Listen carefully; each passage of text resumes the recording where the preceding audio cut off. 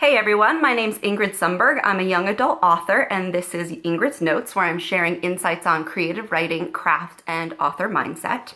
And you might notice today my hair is a little wacky in its color, and that's because I'm in the process of bleaching my hair and dyeing it bright, bright purple again. And I've been dyeing my hair ever since I was 15, and today what I want to do is share 4 insights that I've learned from dyeing my hair that I actually think really relate to creative writing. So the first one is, this is a work in progress. I wouldn't normally show you what I look like with my roots bleached. I would normally just do it all behind the scenes and then present perfect and wonderful finished bright purpley hair, right? Too often when we are creative writing and working on our novels and we're right in the middle of it, where we're laying foundation and creating characters and we're not entirely sure where we're going, or we do know where we're going, but we haven't done all the work yet, right? I know I'm gonna dye my hair purple, but I haven't gotten to that step yet. Too often in the middle of our process, we judge what we're doing and we start getting down on ourselves and telling ourselves we're not good enough. So lesson 1 is, don't judge a work in progress. You are working on something and it's not finished. It's okay. 2, hair will grow back.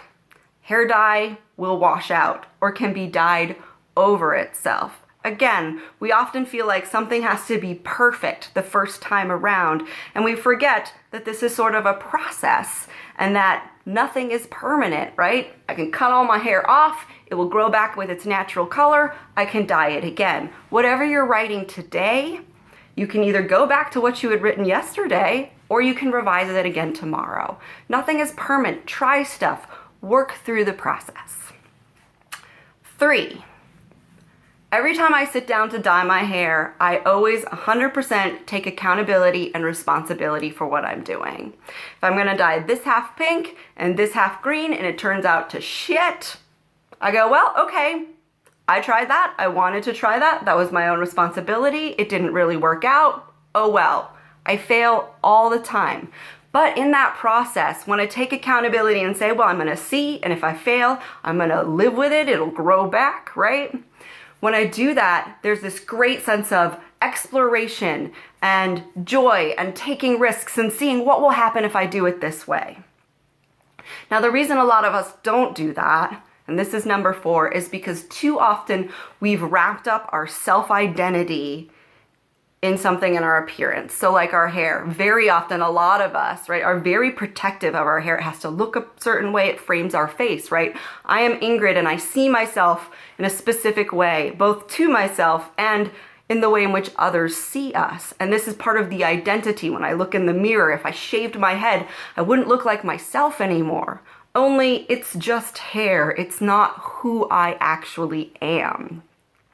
So this perception, right, this hair that I'm dyeing, I talked about this yesterday, it's a mask, it's something I'm wearing. It's not who I really am. And your writing is the same way. It's an expression of something you care about, an idea, a story, a character, something you have to say and you want to put out in the world, but it's not the only part of who you are. It is not your identity as a whole. You are so much more than that. But because we put that identity into our writing, then we're afraid to take risks. We're afraid to dye it hot pink because we're afraid of what other people are gonna judge and think about it.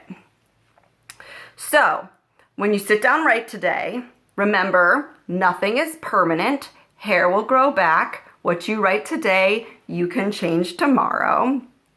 Take responsibility and accountability for your work and have a great time exploring and trying and failing and knowing you are putting yourself out there. Don't judge a work in progress. And remember, your hair is not your identity. Your writing is not your identity. You are worth so much more than that. And what someone else thinks of your writing isn't who you are.